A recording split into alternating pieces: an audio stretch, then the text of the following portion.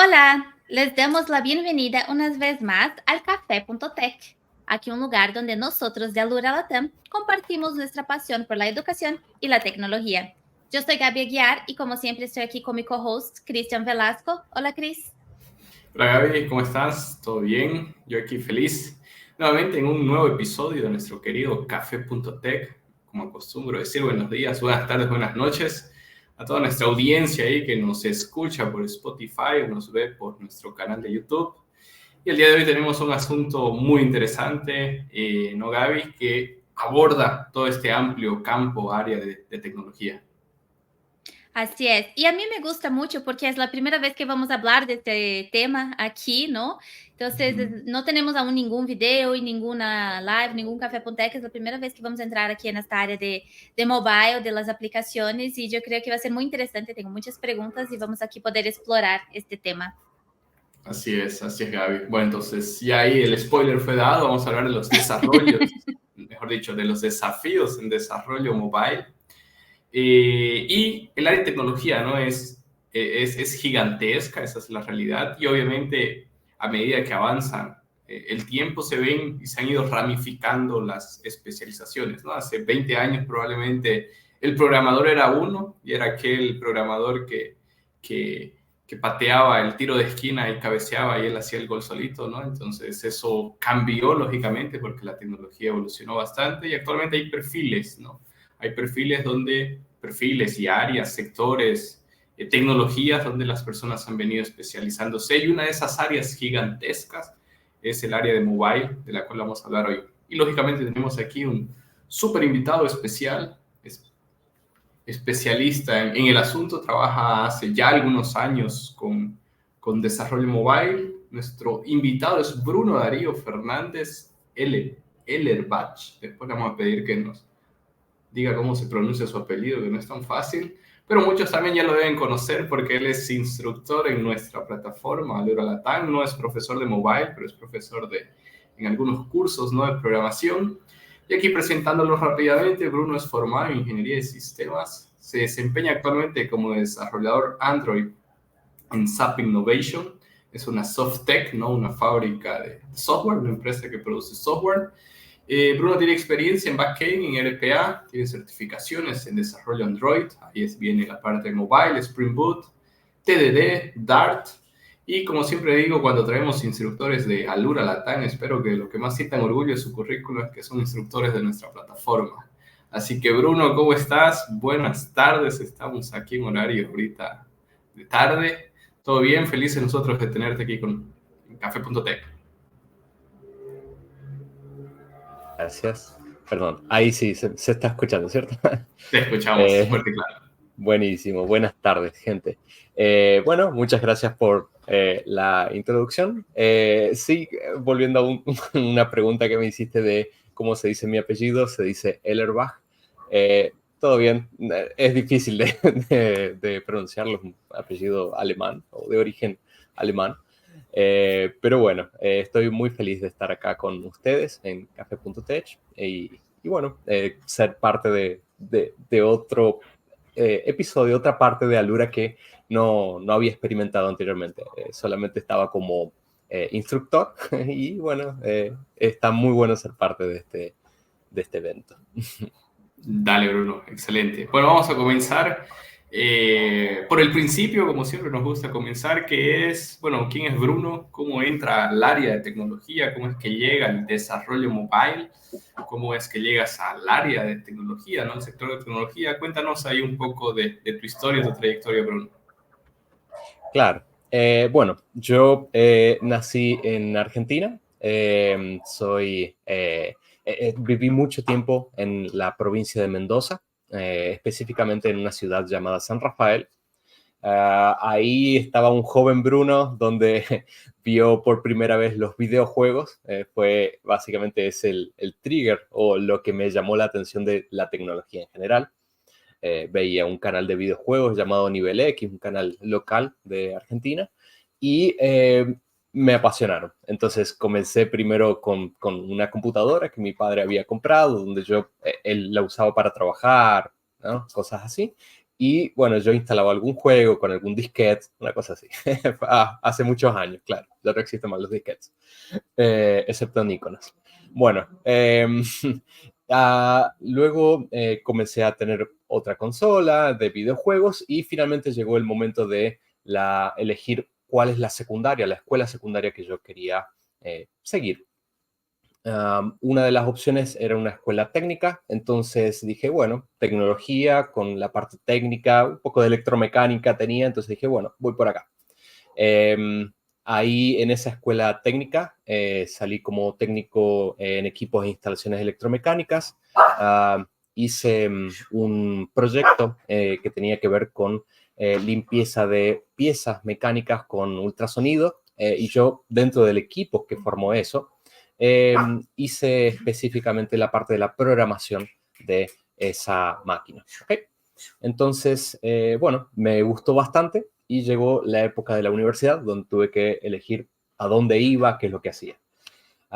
Buscaba universidades de videojuegos, no encontré ninguna y entonces dije, bueno, programación, vamos para programación. ¿Cuáles universidades? Una de las universidades que elegí fue la Ingeniería en Sistemas de Información en la Universidad Tecnológica Nacional de Mendoza. Y en esa universidad, bueno, aprendí todo lo básico de programación. Ahí comencé con Assembly, C, hice después Java, obviamente en el medio lógica de programación, algunas materias un poco más sociales como legislación, cosas así. En un punto también estuve con inteligencia artificial, solo que no es la inteligencia artificial que todo el mundo conoce hoy en día, sino que es otra. Y bueno, ahí en el medio del proceso de mi universidad, tuve un momento en el que dije, ok, tengo que ver qué es lo que quiero seguir, porque la universidad en la que estaba, y creo que tal vez se debe aplicar a varias universidades, yo no salía con un background muy especializado en un tema, sino que sabía mucho, sabía un poco o de forma intermediaria de muchos temas, ¿ok? Un abanico muy grande de temas tenía ahí, pero no era especialista en nada, entonces dije, voy a necesitar especializarme de alguna forma. Todos mis compañeros seguían con la parte web, backend, frontend, pero básicamente web. Y ahí, más o menos 2013, por ahí, ya los smartphones ya estaban en un auge bueno, ¿ok? Ya estaban bastante implantados en la sociedad y parecía que realmente tenían un futuro muy brillante. Entonces dije, bueno, voy a hacer algún curso de Android, mobile, iOS, lo que sea. Justamente encontré un curso que tenía las dos cosas y dije, bueno, entro ahí y aprendí Android y iOS utilizando, bueno, Android lo aprendí con Java, de ahí un poco también los cursos que hago acá en Alura, todo lo que es de Java, comencé también una parte con la universidad y otra parte con desarrollo Android.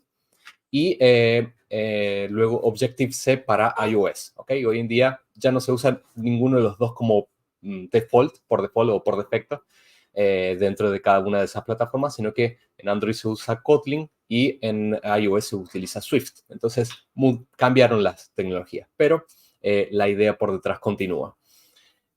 Incluso para aprender Android yo tenía que utilizar una plataforma llamada Eclipse. Se utiliza hoy en día incluso para cosas de Java, solo que no es la más popular. Y hoy en día en Android no es nada que ver, se utiliza 100% Android Studio. Ya no existe más el desarrollo en Eclipse, creo, para Android. Pero bueno, de esa forma emprendí mi carrera en desarrollo mobile. Me gradué e hice un proyecto final donde yo hice la parte mobile, mis compañeros hicieron la parte más de backend y documentación, cosas así. Y en 2016, antes de graduarme, entré en una empresa en Mendoza, donde trabajé con el desarrollo mobile en una parte, backend, bien de servidores web, también data warehouse, utilicé algunas cosas de automatización, de tareas con scripts digamos, muchos trabajos diversos. Luego llegó 2019, donde decidí venir a Brasil, donde conocí a mi esposa. Y acá en Brasil fui primero a Río de Janeiro. Trabajé en una empresa. En esa empresa trabajé con RPA, que es automatizaciones de tareas, ¿ok? Y luego de eso trabajé con Android, ¿bien? En una aplicación específica Android. Y en 2020, antes de la pandemia, tengo que acordarme porque en Brasil se dice pandemia, pero en español decimos pandemia. En ese momento entré en la empresa llamada ZUP, ZUP, y bueno, desde ese entonces estoy trabajando casi 100% en desarrollo Android. Hice algunas tareas de backend, acompañando algunas tareas justamente, pero me especialicé sobre todo en Android. Y en algún momento ahí, no recuerdo cuándo fue, creo que fue en 2022, hice también una posgraduación en desarrollo de aplicaciones móviles, Android, iOS, inteligencia artificial, algunas cosas de back también, para poder apoyar a esa aplicación Android. Y creo que ese sería mi background. Solamente eso, casi nada. Pero gracias, Bruno, por compartir aquí tu trayectoria y nos contar, ¿no? ¿Qué fue lo que te motivó primero a llegar en tecnología, ¿no? Que querías hacer la parte de videojuego, pero después entraste en ingeniería de sistemas. Y ahí después que decidiste especializarte en algo y fuiste al lado del desarrollo móvil ahí ya con Android, ¿no? ¿Qué fue lo que decidiste?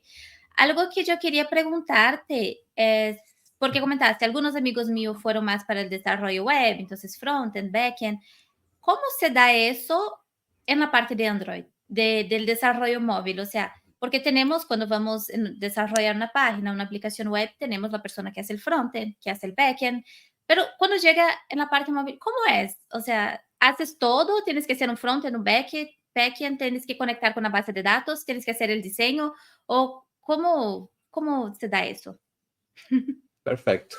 Bien, dentro de lo que es las empresas en las que he trabajado, generalmente se subdivide bastante en grupos, inicialmente en funcionalidades, y luego dentro de una funcionalidad tenemos grupos de backend, frontend y mobile. Aunque a veces el mobile entra dentro de frontend, entonces a veces se divide en dos partes, backend y frontend, incluido mobile y frontend, web, y otras veces se divide sí en tres.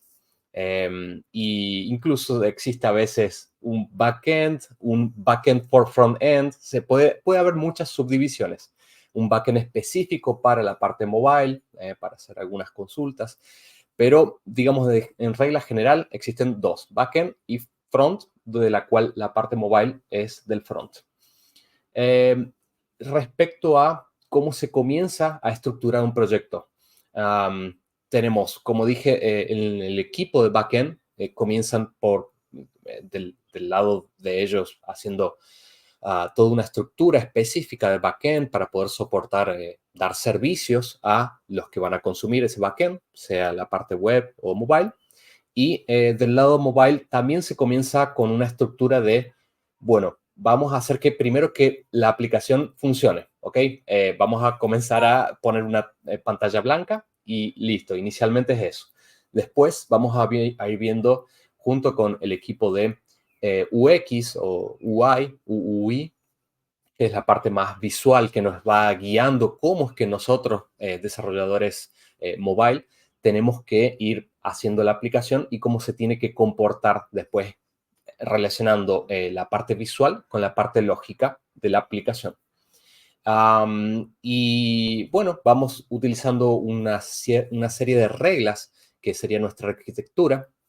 Generalmente se dice que es la arquitectura MVC, es la más general, digamos, Model View Controller. Dentro de Android, una muy popular fue, y tal vez es, la MVVM, que es Model View vModel.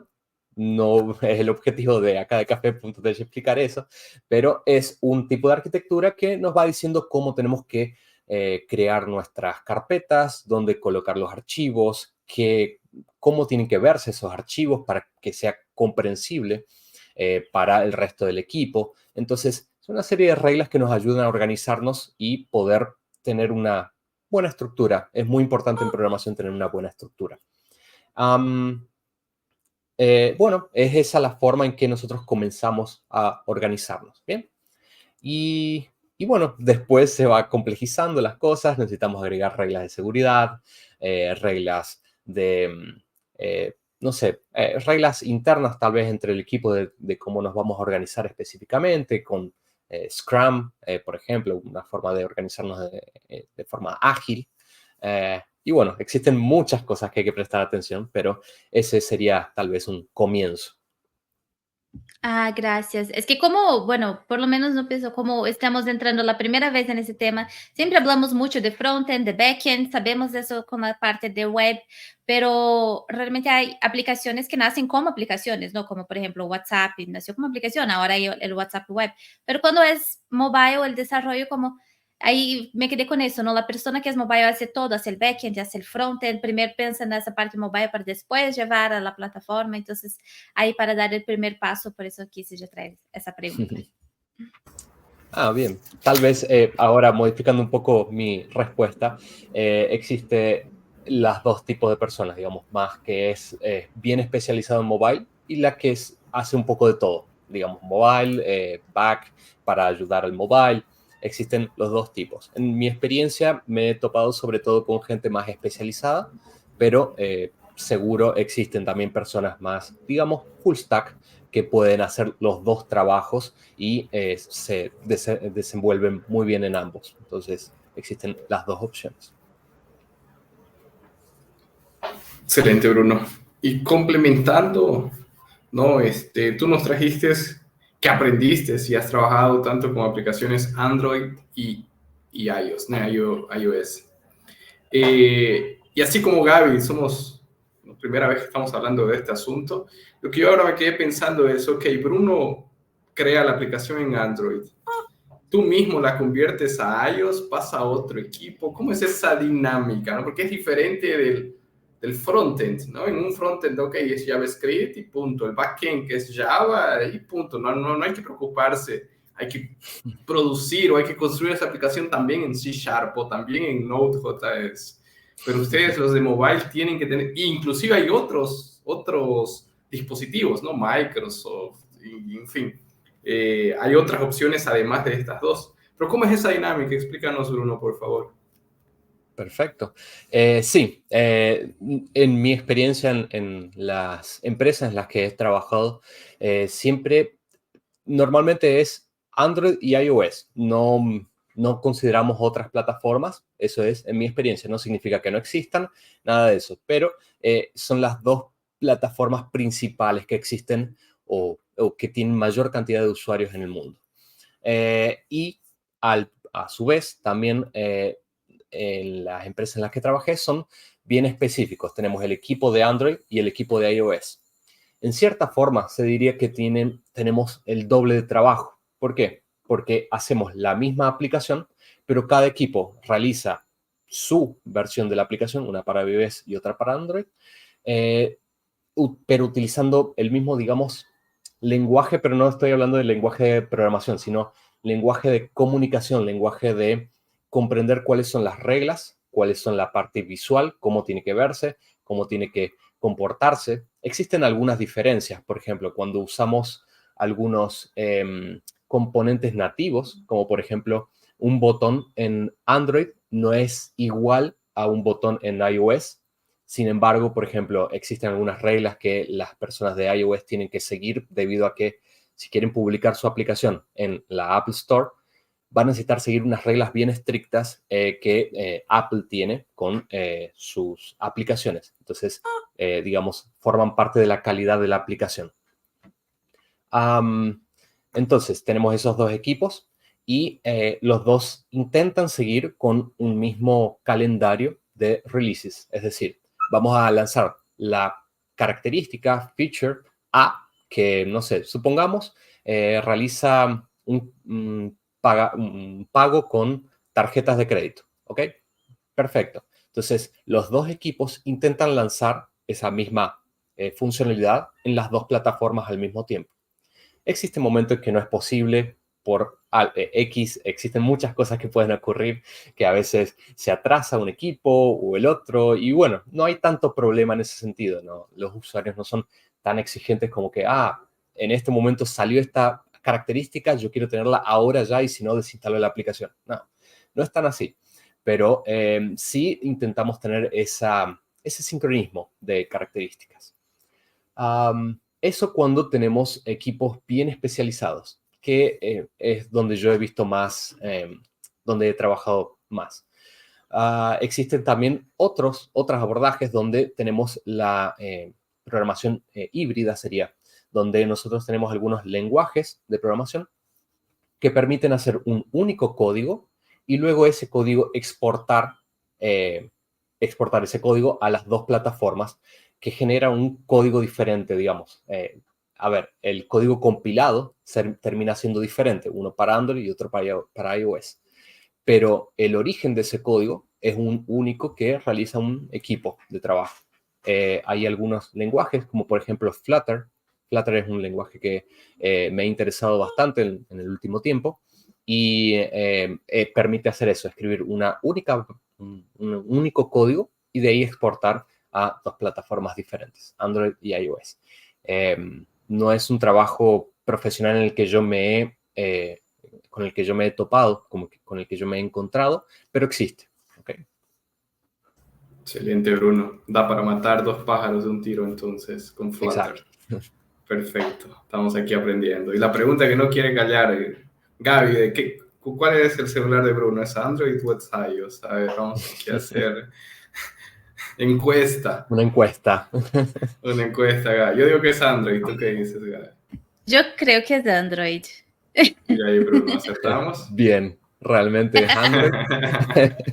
Y cuento en realidad por qué también yo me he dedicado más a Android que a iOS. Cuando yo estaba aprendiendo, incluso hoy en día, para desarrollar para iOS es necesario tener primero un MacBook y luego, además, para poder probar la aplicación, digamos, es posible utilizar emuladores, igual que en Android también es posible usar emuladores, pero generalmente se recomienda utilizar un celular físico para poder hacer pruebas, porque existen algunas cosas que están en la parte física y que no están en el emulador, y que pueden dar problemas. Entonces es necesario tener también un iPhone. Por otro lado, Android es mucho más abierto en ese sentido. Pueden desarrollar Android desde una computadora Windows, Linux o Mac, Linux en cualquier distribución, y pueden utilizar emuladores y, bueno, sí van a necesitar tener un celular Android para poder testar físicamente. Y en su momento, cuando yo comencé a estudiar, no tenía Mac, no tenía iPhone, vivía en Mendoza, que la mayoría de las personas no conoce cómo es, pero en ese momento no llegaban ni siquiera los iPhones. Y si se llegaban, era más quizás en Buenos Aires, que es la capital de Argentina, y no tanto en Mendoza. Entonces era muy difícil llegar a tener ese equipamiento. Entonces decanté por Android. Pero bueno, hoy en día uno puede utilizar cualquiera de los desarrollos y son muy divertidos ambos. Muy bien, Bruno. No, y ahora toda esta explicación que nos dice, ¿no? Yo me quedé pensando, wow, hay que haber mucha sincronía en una empresa como con los dos equipos, ¿no? Porque para lanzar, hacer las dos como nuevas features juntos, ay, ya tô doida. Las nuevas features juntos y para poder lanzar. Existe, por ejemplo, que se puede hacer en uno y no se puede hacer en otro. ¿Existe algo así? Como, no, eso en iOS no es tan, no se puede hacerlo también, o en Android, y ahí hay que cambiar algo. Sí, a ver, no específicamente algo como que no sea posible hacerlo. Sí existe cosas que no las puedas hacer de la misma forma. Es decir, a veces, por ejemplo, la utilización del GPS, supongamos. Estoy colocando un ejemplo que no necesariamente coincide con la realidad, pero voy a dar un ejemplo aleatorio. Supongamos que el GPS es mucho más fácil de desarrollar en iOS que en Android, ¿ok? Entonces, el equipo de Android va a necesitar hacer alguna maniobra en específica para poder utilizar el GPS de una forma similar a la que utiliza en iOS. O, por ejemplo, el mapa. Normalmente, cuando en una aplicación se coloca un mapa, en iOS tiene que ser el mapa de Apple y en Android tiene que ser el mapa de Google, ¿ok? ¿Por qué? Primero, porque es mucho más fácil utilizar las propias herramientas que nos dan la propia empresa. Y por otro lado, eso realmente se hace mucho más fácil utilizarlo. Y no existen tantas diferencias como para que tenga sentido tal vez decir, no, en iPhone, en Android no vamos a utilizar el mapa de Google, vamos a usar el de Apple. No hay tanta diferencia para lo que normalmente se utiliza, que es decir, bueno, estoy acá parado en esta posición y quiero una ruta tal vez para tal lugar. No hay mucha diferencia en ese sentido. Pero sí existe algunas características que son más fáciles de desarrollar en un lugar que en otro. Y bueno, ahí nosotros nos adaptamos. Muchas veces, si bien parece que son muy separados los equipos de Apple y Android, en realidad nos comunicamos mucho porque decimos, ok, tengo que hacer esta feature, esta característica, el otro equipo ya está más avanzado tal vez y es bueno que podemos comunicarnos y decimos, ok, ¿cómo vos implementaste esta característica? Y bueno, te explican y me dice, ah, es verdad, podría hacer eso. Y no solamente eso, podría mejorarlo incluso haciendo esta otra cosa para mejorar la calidad de mi código, por ejemplo. Entonces existe, si bien existe una presión para tener un tipo de sincronización, también existe bastante comunidad o, sí, comunidad, digamos. Entonces, Sí, bueno. claro. Es necesario tener mucha comunicación entre los dos equipos, ¿no? Porque los dos están desarrollando el mismo, no, trabajan para la misma empresa, están desarrollando la misma aplicación, por así decir. Y Exacto. conectando un poco entonces con tus cursos aquí de Alura, ¿no? Lo que haces aquí con Ok. nosotros, que sería el backend, ¿no? ¿Cómo ves Sí. la similitud o diferencia también que hay entre el desarrollo backend y el desarrollo mobile? ¿Y cómo se complementan? ¿Cómo se ayudan uno al otro? ¿Cómo se da esa Bien. conexión entre las dos áreas? Muy buena pregunta. Dentro de lo que es backend, nosotros tenemos que pensar, siempre hablando de backend para desarrollo web, ¿ok? Es que es lo más común y sobre todo lo que yo estoy enseñando dentro de Alura. Backend para web, nosotros nos enfocamos en poder disponibilizar recursos o, por ejemplo, nosotros en backend tenemos una base de datos, la cual consumimos, y esos datos de la base de datos nosotros los filtramos para poder dárselo a alguien que lo quiera consumir. Una web, frontend, ¿ok? Por ejemplo, hecha en Angular, no sé, y también para dispositivos mobile que pueden pedirlos a través de una API. Entonces, el objetivo de un backend es poder disponibilizar recursos, sea a un frontend o sea tal vez a otro servicio de backend, por ejemplo, que tal vez necesite algún recurso. Entonces, eso lleva una visión de que nosotros tenemos que tener una cierta arquitectura con un framework que ya existe que tiene que soportar eso, a poder servir de forma eficiente a quien necesite los recursos. Y del otro lado, del lado mobile, nosotros tenemos más un enfoque más de consumo. Nosotros queremos información del backend y nosotros lo colocamos en la pantalla de la forma que nosotros queremos, ¿ok? Entonces obtenemos, por ejemplo, el dato de una persona que nos lo dio el backend y nosotros decimos, ok, quiero colocar ese dato acá arriba, acá abajo, de esta forma para que el usuario lo vea de forma linda y bastante intuitiva. Entonces, existe esos enfoques diferentes del lado del backend y el lado frontend, incluido mobile. Y por otro lado, existen bastantes similitudes. Por ejemplo, en backend nosotros tenemos bases de datos. Por ejemplo, una base de datos SQL, que utilicemos MySQL, por ejemplo, para levantar una base de datos. Y en el lado Android también tenemos bases de datos, solo que son menores. Se llaman SQLite, es la base de datos normalmente que utilizamos en Android. Entonces es una base de datos SQL, solo que con menos potencia, digamos. No necesita ser tan fuerte o potente o tener cosas tan complejas como en un backend.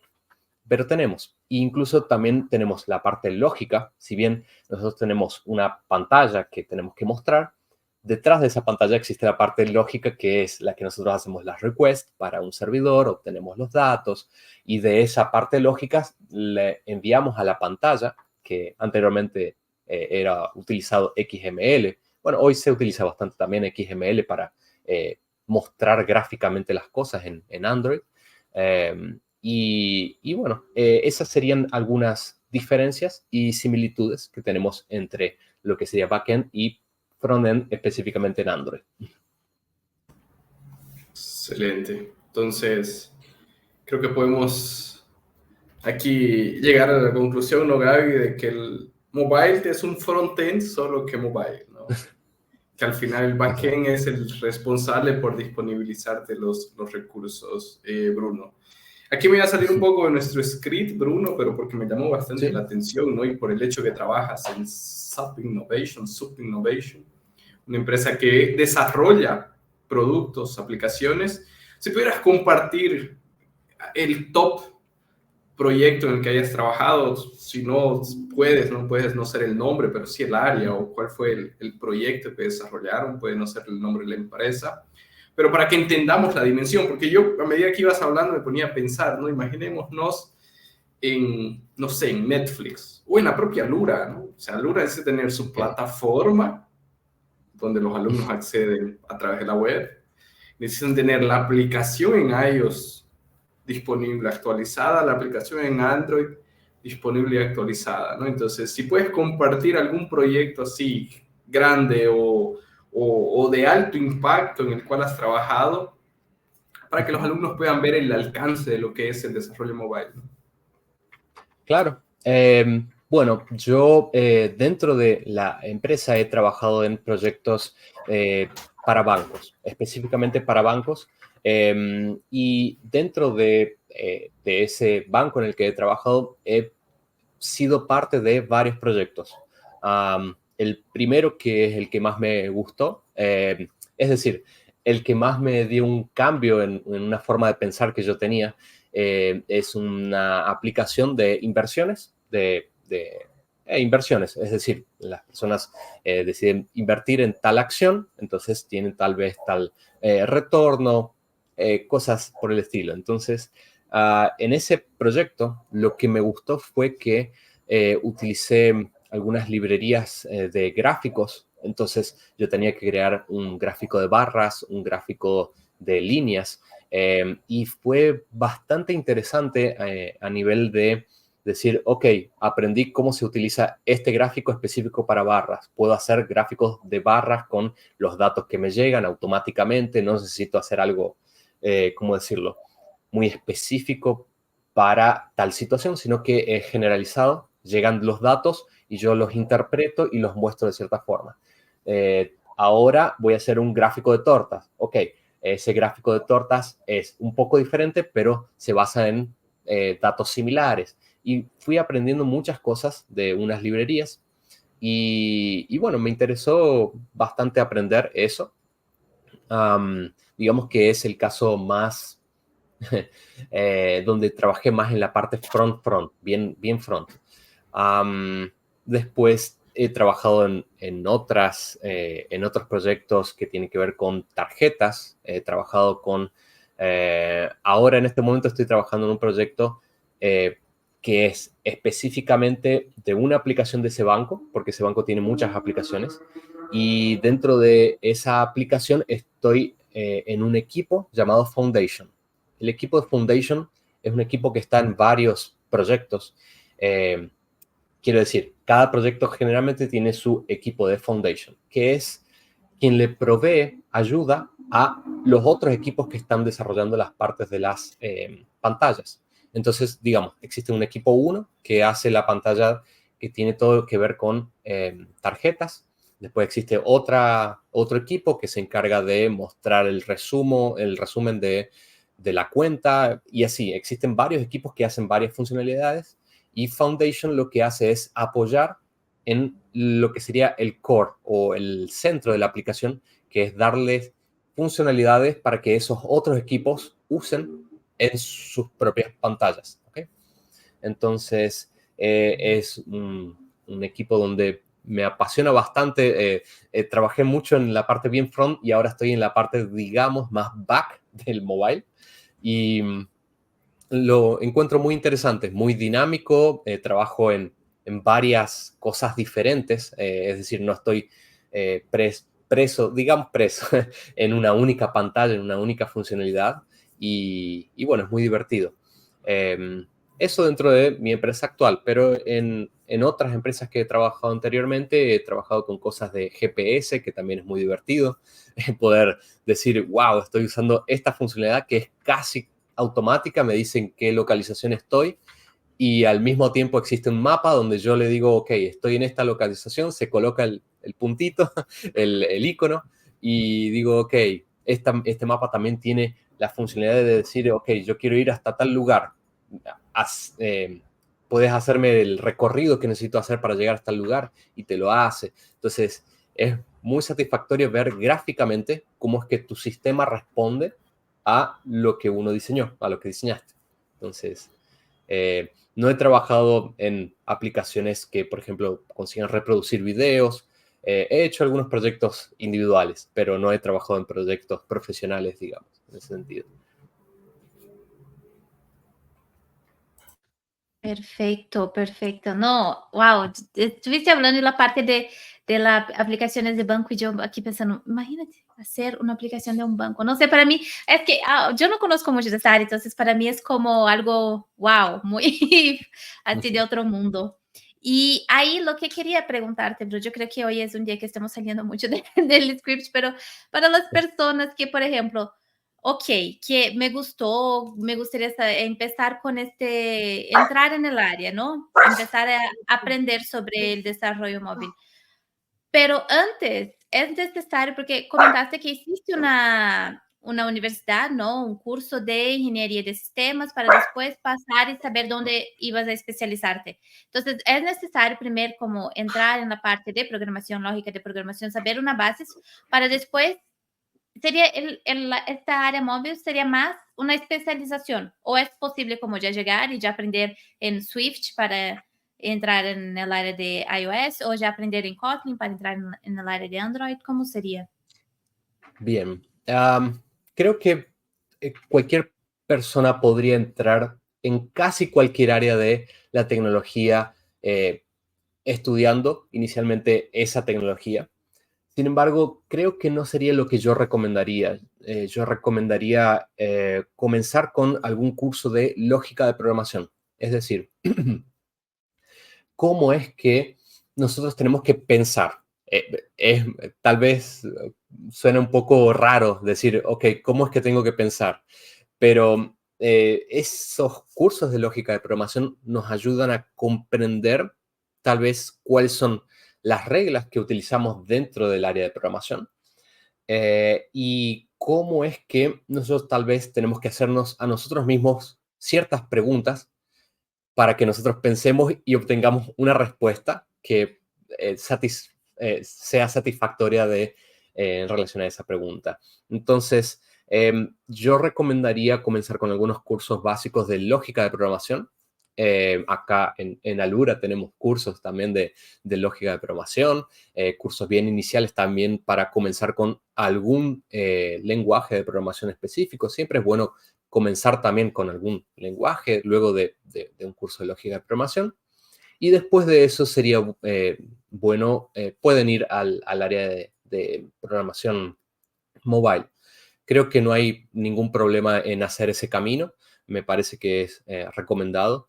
Incluso, bueno, dentro de programación existen diferentes tipos de programaciones, diferentes tipos de paradigmas. Esa es la palabra que quería usar, paradigmas de programación. Uno de los paradigmas que se utiliza hoy en día, que es, en mi experiencia, el más popular, es programación orientada a objetos. Entonces, aprender un lenguaje orientado a objetos es muy recomendado para luego entrar en el mundo mobile. ¿Okay? El mundo mobile, una cosa buena que tiene, al igual que cualquier tal vez lenguaje front-end, es que nosotros podemos ver lo que estamos programando. si bien en back nosotros tenemos otro tipo de experiencia en el cual vemos cómo funcionan las cosas, pero vemos las cosas como funcionan en función a strings, en función a integers, a números, palabras, y no vemos algo así visual que diga, wow, qué increíble esto. Tiene su propia cuota de increíble, el backend, obviamente, pero de forma diferente. Y creo que la parte mobile ayuda bastante a tener esa satisfacción casi inmediata de decir, wow, hice una pantalla, wow, coloqué un botón acá que lo puedo presionar y no necesito utilizar mucho código para hacer eso.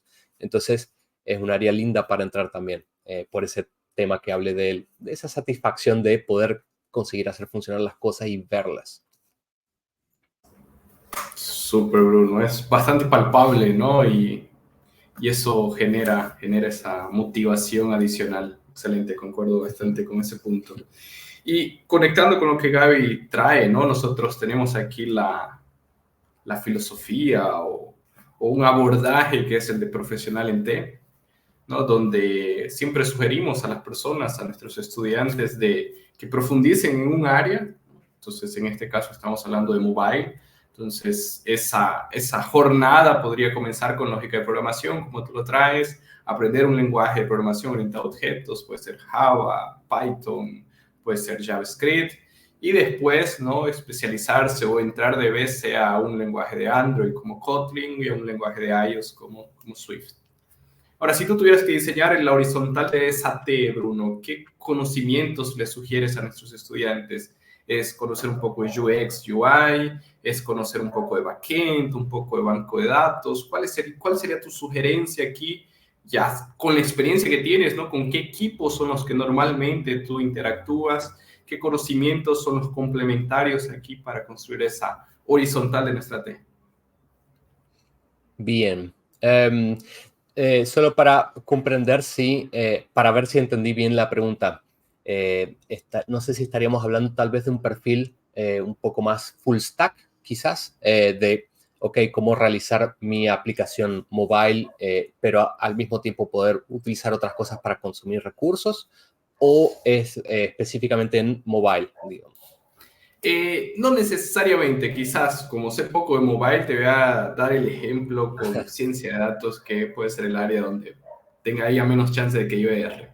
En el área de ciencia de datos, ¿qué le sugerimos a nuestros estudiantes? ¿No? Especialízate, quieres ser un científico de datos o un ingeniero de datos, entonces vas a tener una jornada de algunos meses o años, ¿no? Donde tienes que estudiar primero lógica de programación, ¿por qué no? Python, aprender modelos de Machine Learning, vas a tener que aprender un poco de banco de datos, vas a tener que continuar profundizando, aprender algoritmos más sofisticados y llegas a inteligencia artificial, por ejemplo. Y esa es la vertical de la T. En la horizontal de la T, ¿qué yo le sugeriría a un científico de datos o alguien que trabaja con datos?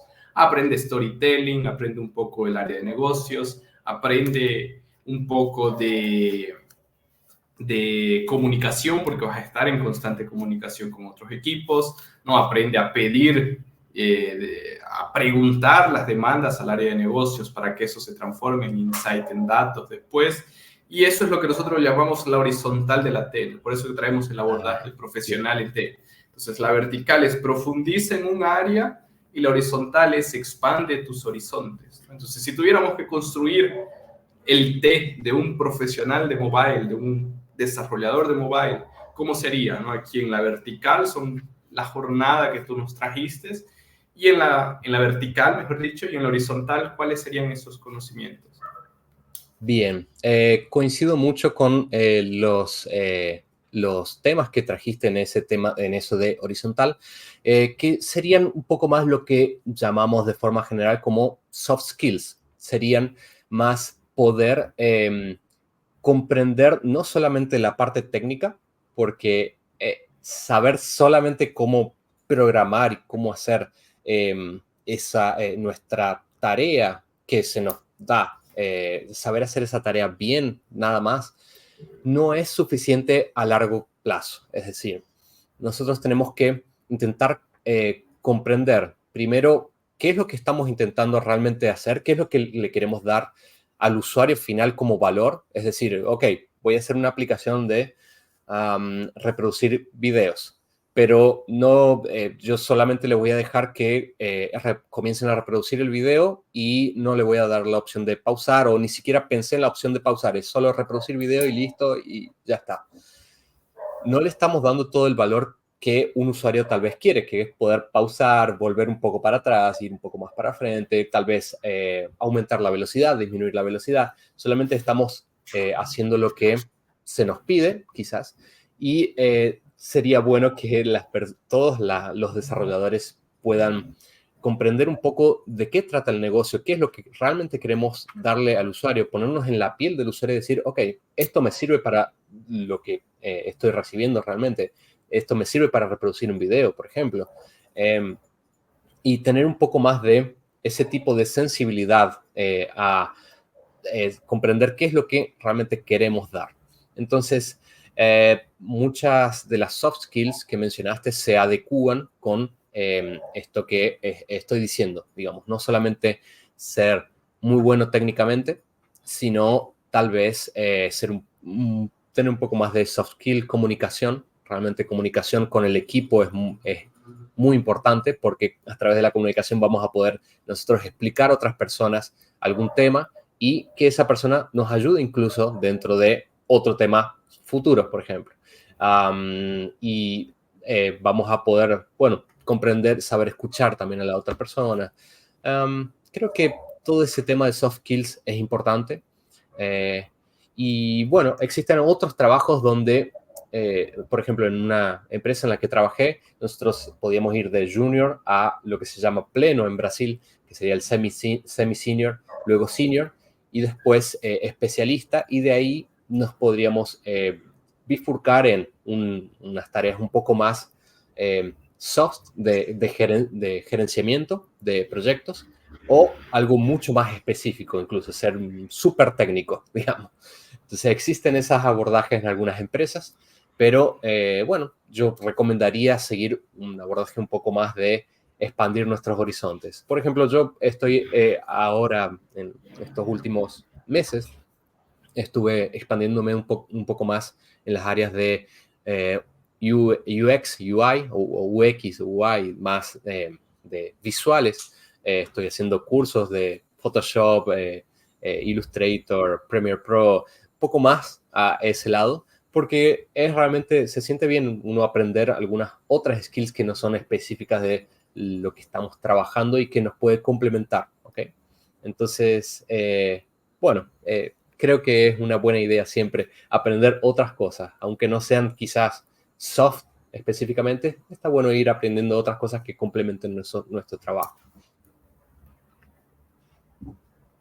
Súper bien, pues sí, como comentas, ¿no? Entonces, es bueno siempre tener conocimientos técnicos que se agreguen, ¿no? Entonces, soy desarrollador móvil, pero saber un poco del backend y, como comentaste ahora, el UX, UI es bueno porque estás ahí desarrollando toda la interfaz, ¿no? Entonces, toda la parte visual, tener estos conocimientos técnicos que se agregan, pero como siempre hablamos, nuestras queridísimas y mis muy amadas soft skills también siempre es importante, porque lo que decimos siempre, ¿no? Uno no trabaja solo. Siempre estamos trabajando en equipo, haciendo proyectos en equipo, con otras áreas, con otras personas. Entonces, saber trabajar con las soft skills, trabajo en equipo, la comunicación, son puntos muy importantes y que siempre salen aquí en nuestros cafés.tech, ¿no?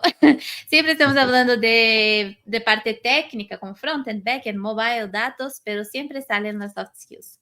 Y pensando un poco Correcto. en, entonces, habilidades, Bruno, comentaste entonces un poco de las habilidades que las personas deberían tener para ser un desarrollador, pero ¿cómo podemos ver eso en el mercado laboral? ¿Cómo son las vacantes? ¿Cómo está el mercado laboral para un desarrollador en el área móvil?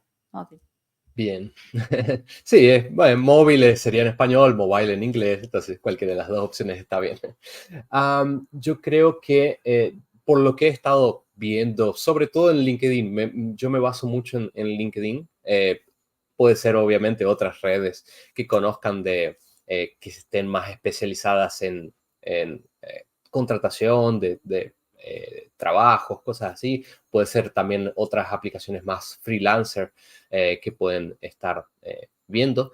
Pero por lo que vi, hay un gran mercado, tanto para el lado backend como para el lado front y mobile. Existe un gran mercado, se requieren muchas personas. Es verdad que he visto más mercado, mucho más mercado en lo que es personas con una senioridad mucho más alta, pero no es el único mercado que existe, ¿ok? Existe mucho mercado también para personas que están comenzando.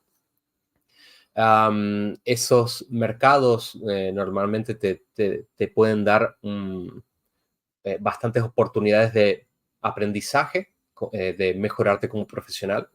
Y están, y yo he visto varias eh, vagas, no me acuerdo cómo se dice en español vagas, pero Vacantes. vacantes, ok, gracias. Existen muchas vacantes en LinkedIn que he estado viendo que piden personas juniors, digamos, o que están comenzando para poder ser parte de proyectos y bueno, poder aprender ciertos lenguajes de programación. Por ejemplo, he visto algunos de Ruby on Rails, Python, de Java. En lo que es mobile hay mucho de Android, iOS, también Flutter. Flutter está comenzando bastante digamos que no está tan grande el mercado como las otras dos opciones de Android y iOS, pero Flutter también está comenzando. Hay de React Native también.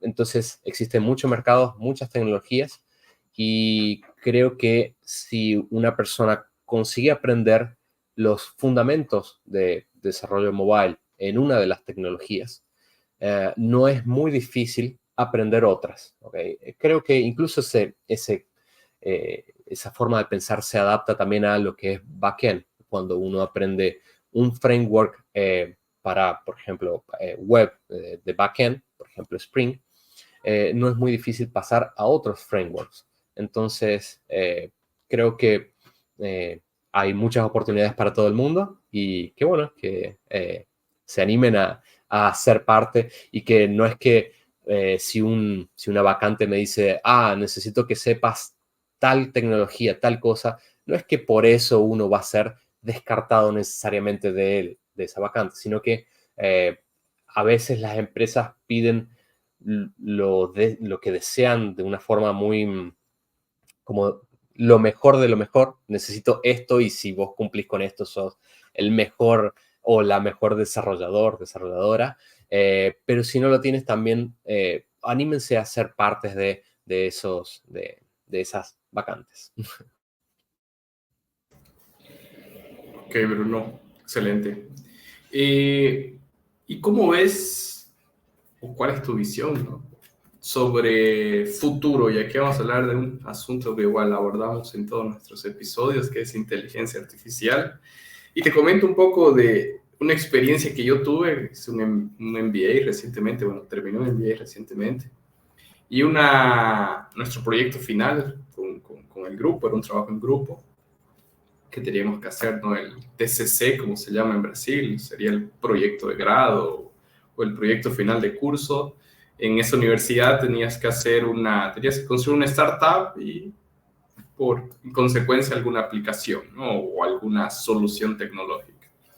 Y en nuestro caso hicimos una aplicación enfocada, o la idea era construir una solución que ayuda a las personas que pasaron por la cirugía bariátrica, ¿no? Entonces, un grupo de personas, o mejor dicho, teníamos a la persona ideal en nuestro grupo, una persona que había pasado por ese proceso, lo que tenía hace 10 o algún tiempo atrás una obesidad bastante avanzada, decidió hacer el proceso, y él contándonos su historia, no fue que nació ahí la idea de decir, ¿por qué no hacemos algo? Porque él contaba que la cirugía ya es un desafío, ¿no? El post-cirugía es un desafío mayor porque hay que cambiar hábitos, hay que adaptarte a un nuevo estilo de vida, hay que comenzar a hacer, ¿no? Una persona no tenía costumbre de hacer actividad física, tiene que comenzar a hacer actividad física, Y ahí el propio fue dándonos esos inputs y dijimos, creo que por aquí pueden hacer nuestra idea de proyecto. Al final fuimos, ¿no? y decidimos ir en esa línea. Entonces ese era nuestro problema, levantamos la hipótesis hasta que llegamos al prototipo de una solución tecnológica. El equipo estaba compuesto por un analista de datos, que era ese amigo que era nuestra persona, 2 personas del área de negocios, y yo, que soy ahí un híbrido entre la parte de negocios, tecnología y con un perfil bastante generalista, ¿no? Y con un conocimiento, sí, y principalmente entusiasta y entusiasmado por todo lo que vemos con IA, ¿no? Y hasta pensaba, ¿no? ¿Cómo hubiera sido si hubiera hecho este MBA hace unos 3, 4 años? Hubiera sido totalmente diferente mi experiencia a lo que hicimos ahora. Bueno, resumiendo un poco, llegamos al final con un prototipo de la aplicación hecha. Encontré una aplicación que se llama Galileo AI, no sé si la conoces, Bruno, pero donde con solo prompt, que es lo que yo le pedía, quiero una aplicación con estas características, y me salía el output, era la aplicación, el diseño, y me daba ahí el botón exportar para Figma, y el segundo código, ya me sacaba todo el código de la aplicación y dije, wow, ¿a dónde estamos llegando? Obviamente nosotros mismos decimos bastante en Alura, eso no sustituye a un programador, yo no soy desarrollador mobile, ¿no? O sea, convertir esto ahora en Flutter o en Kotlin, no iba a poder, o iba a tropezar bastante hasta llegar a algo, o iba a demorar mucho tiempo en realidad. Hasta puede que sea posible, pero iba a demorar mucho tiempo. Pero ¿cuál es tu visión en relación a estas nuevas tecnologías, no, Bruno? Porque creo que tú también nos trajiste algo interesante que igual lo he comentado en algunos momentos, ¿no? La revolución del Internet demoró unos 30 años para popularizarse, ¿no? La década de los 70, 60 aparece por primera vez, pero fue en la década de los 90 donde realmente el Internet invadió los hogares, y fue en 2000 para arriba donde mayor porcentaje de la población tiene acceso a Internet, ¿no? E incluso ese acceso se popularizó más con el crecimiento de los smartphones, y también hubo una revolución del mundo mobile, ¿no? Porque entran los smartphones y todas las empresas comienzan a producir aplicaciones, y es donde tú aprovechaste bastante esta onda de crecimiento de todo lo que es el desarrollo mobile. Y ahora estamos en esta nueva tendencia de inteligencia artificial generativa, también tú lo dijiste, ¿no? Aprendí inteligencia artificial, no la que conocemos, la que vemos, la inteligencia artificial tradicional, lo podemos llamar así, ¿no? Y ahora hay este boom de la inteligencia artificial generativa. Entonces, cuéntanos en el día a día qué has visto, si utilizas, si en la empresa donde trabajas se están utilizando para algunas tareas específicas, y cuál es tu visión en cuanto al asunto. Perfecto. Bueno, muy interesante el proyecto que hicieron. Primero déjame decirte eso. Y en relación a inteligencia artificial, como lo utilizo hoy en día, dentro de nuestra empresa, Zup, tenemos una herramienta creada por la propia empresa llamada StackSpot. Es una herramienta de la cual una de las partes de ella es StackSpot AI, una inteligencia artificial en la cual está enfocada a ayudar a desarrolladores, o sea, está muy enfocada a código de programación, ¿ok? No es que está limitada a código de programación, pero está muy enfocada en eso y sabe muy bien realizar su tarea. Yo he utilizado esa herramienta, al igual que también he utilizado GitHub Copilot y he utilizado la inteligencia artificial de ChatGPT, pero esa de ChatGPT no la he utilizado tanto para programar, sino para preguntas normales, como casi todo el mundo. Pero en lo que es GitHub Copilot y StackSpot AI, las dos funcionan muy bien. Tengo una preferencia por StackSpot AI porque hay algunas cosas que puedo hacer muy específicas, como darle todo un contexto de una aplicación, de nuestra aplicación, decirle, ok, aquí está todo el código, y seguramente has visto que mientras más información nosotros como usuarios le demos a la inteligencia artificial, mejores respuestas nos dan ante nuestros propios prompts, ¿ok? Entonces, si yo le digo, ¿cómo hago para hacer, por ejemplo, un código sencillo, una parte de un código a la inteligencia artificial sin darle mucho contexto, tal vez me lo va a hacer, por ejemplo, con un código en Java en Android. O sea, para Android tal vez me lo haga en código en Java. Pero si yo le doy el contexto diciéndole, no, estoy trabajando en Kotlin, mira este código, nosotros trabajamos de esta forma, de esa forma nosotros obtenemos mejores respuestas de la inteligencia artificial. Entonces, con esa herramienta de Stackspot AI, nosotros tenemos todas esas posibilidades de decirle, ok, tenemos todo esto de acá y nosotros obtenemos mejores resultados.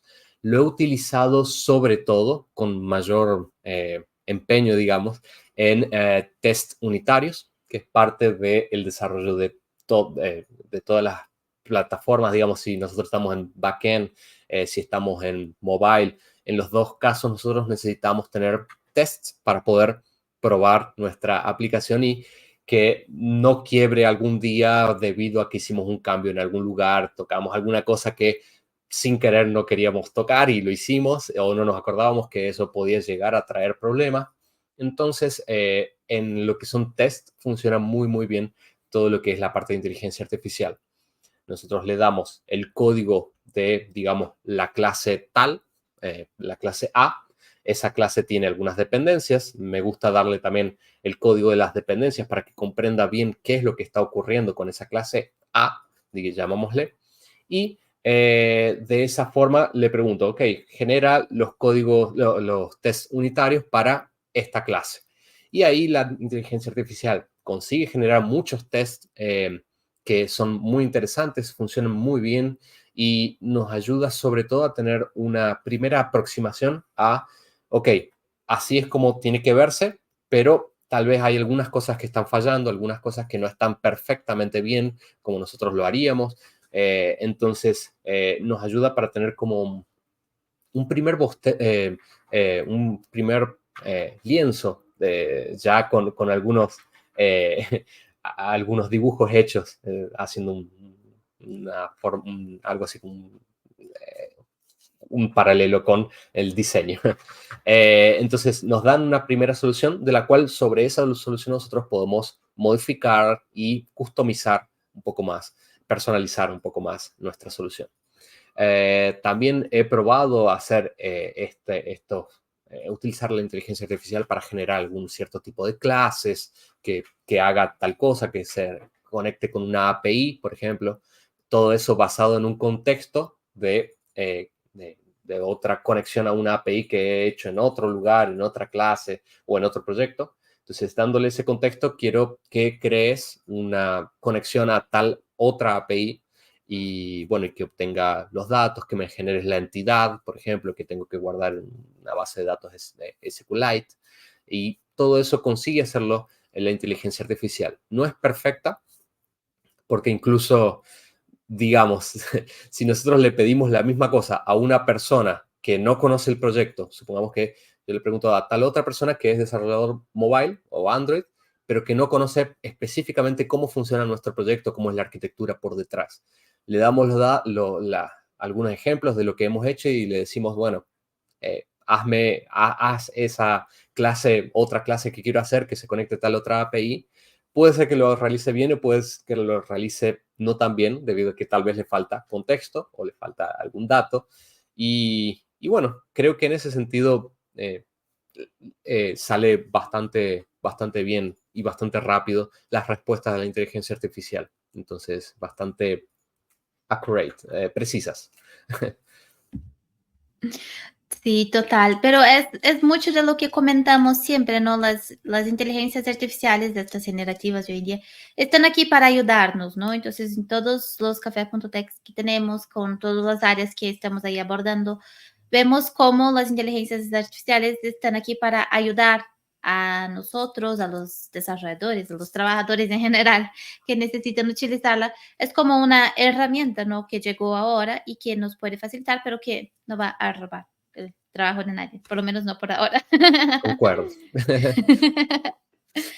Y bueno, Bruno, muchas gracias por tus respuestas, por ayudarnos aquí a explorar el mundo móvil, que es un paso nuevo aquí para nosotros.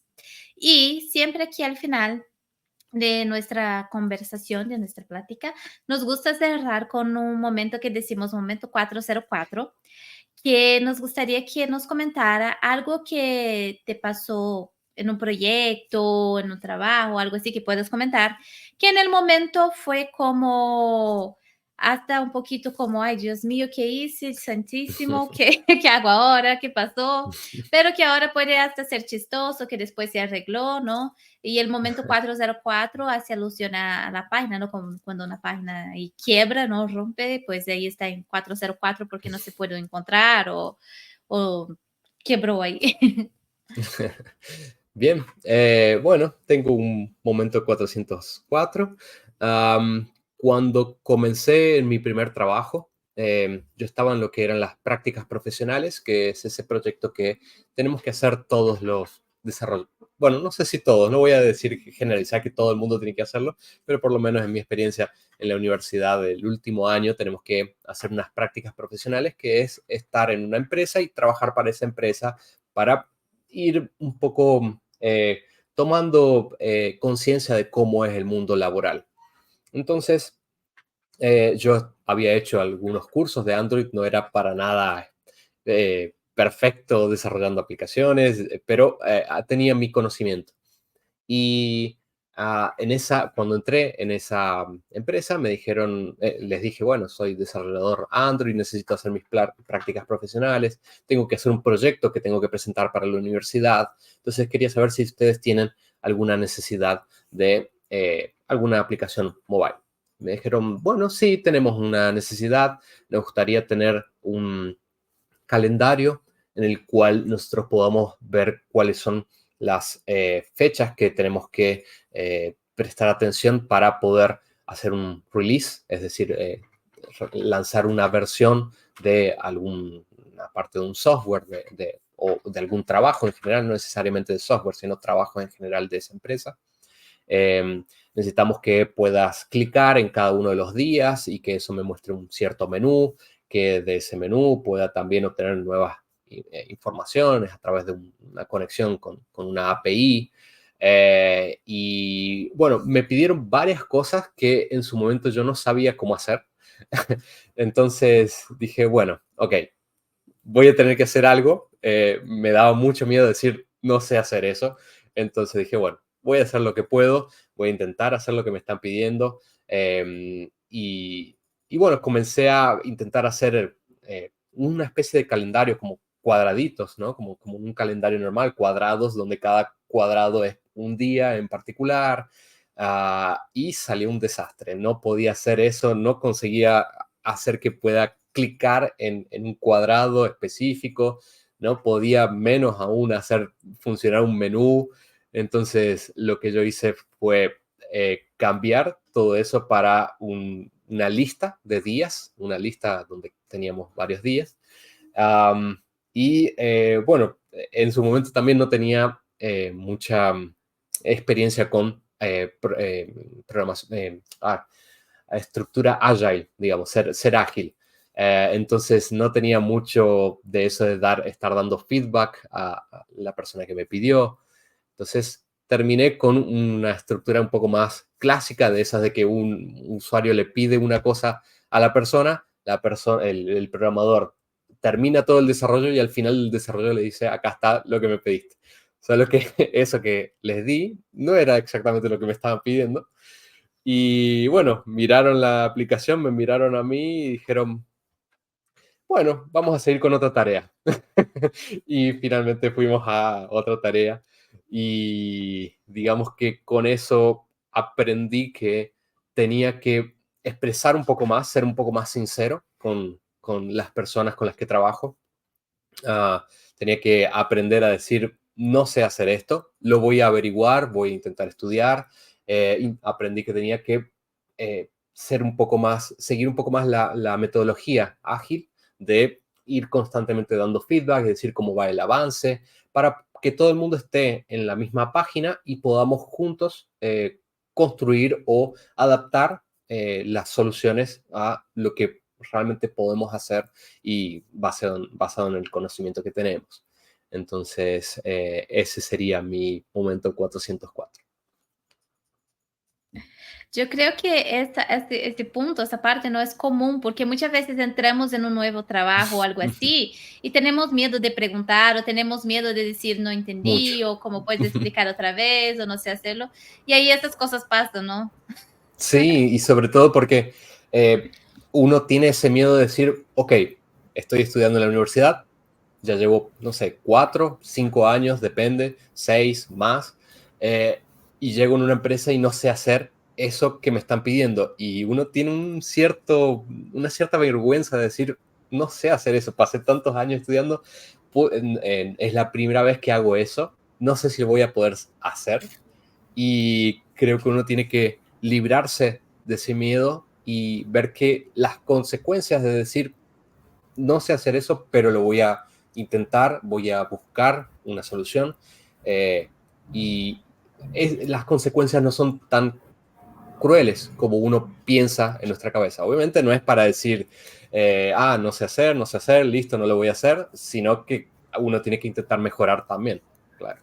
Pero bueno, es eso, es sacarse un poco el monstruo que uno tiene de decir qué es lo que va a pasar si digo esto y, bueno, mejorar. Excelente, Bruno. Gracias por compartir, súper interesante.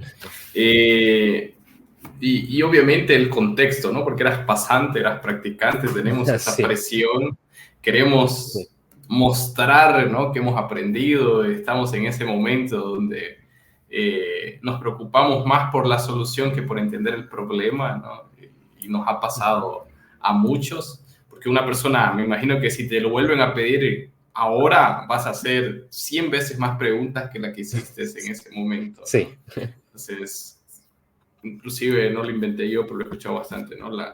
La senioridad de un profesional se ve no en la calidad de sus respuestas, sino en la calidad de sus preguntas, ¿no? Entonces... Concuerdo. No había escuchado esa frase específica, pero concuerdo 100%.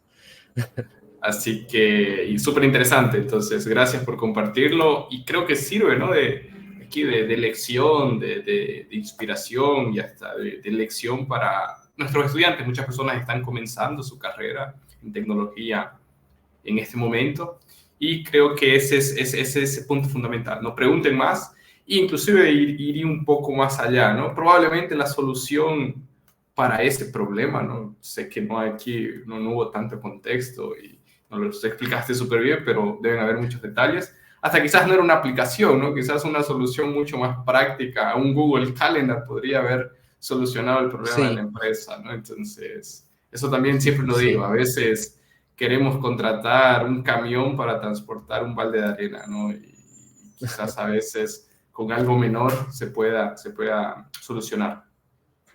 Muchas gracias, Bruno. Gaby, ¿tenemos algún recado importante para pasar? ¿Alguna pregunta más para Bruno? Creo que es esto. Agradecerte, Bruno, una vez más. Como comentaste, ¿no? La primera vez que participaste aquí, estás en nuestros cursos, la plataforma, pero aquí tu debut en el café.tech. Entonces, muchas gracias por participar con nosotros. Muchas gracias por invitarme y bueno, me gusta mucho todo lo que hacen Café.tech. Es muy, muy interesante y bueno, muchas gracias por invitarme. Excelente. Yo tengo un recado que es nuestra semana de la programación, ¿no? Donde tendremos una inmersión dev a todas las personas que quieran aprender programación, ¿no? Venimos ya hablando bastante sobre este asunto y que estamos en un momento donde la programación aplica a muchas áreas, ¿no? No solo al área mobile, no solo al desarrollo web, también se usa programación en el área de ciencia de datos, utilizamos programación con el avance de inteligencia artificial, ¿no? Es importante tener ese pensamiento computacional, la lógica de programación para las diferentes herramientas con las que encontramos y que muchas de ellas nos pueden ayudar a ser más eficientes, a ser más creativos, a conectar sistemas, a trabajar de una forma más holística, más completa. Así que es muy importante, diría yo, este curso, inclusive para aquellas personas que no se consideran o no quieren seguir un área de desarrollo de software. Y si tu deseo es ese, ser desarrollador, bueno, en la semana de la programación vas a poder, ¿no?, tener tu primer contacto, tus primeros pasos ahí con JavaScript, que es el lenguaje más popular del mundo, ¿no?, el más utilizado y también el más estudiado por millones de personas en todo el mundo. Van a encontrar el link de la inscripción a la semana de programación aquí en la descripción. Vamos a dejar también el perfil de Bruno, de LinkedIn Bruno, para que las personas puedan conectarse contigo, seguirte, hacerte preguntas ahí de carreras en mobile. Y obviamente que la fecha de límite de inscripción a la semana de la programación es 15 de septiembre. Así que si estás viendo o escuchando este episodio del podcast antes de esta fecha, corre y asegura ahí tu vacante, tu cupo en la semana de la programación. ¿Ok? Y creo que ese es el recado que tenemos, Gaby, el recado parroquial. Cerramos entonces el episodio. Sí, pues muchas gracias una vez más, Bruno. Gracias, Cris, aquí como siempre, otro episodio contigo. Y gracias a todos ustedes que nos acompañaron aquí en otro episodio del Café.tech. Les recordamos que estamos en YouTube, si aún no están suscritos en nuestro canal. También estamos en Spotify, entonces pueden encontrar nuestro podcast allá como Café.tech. Y en las otras redes sociales como TikTok, Instagram, Facebook y LinkedIn, todo como Alura Latam. Y nuestra página aluracursos.com. Y nos vemos entonces en un otro episodio del Café.tech o en otro video en nuestro canal. Chao, chao. Chao, chao.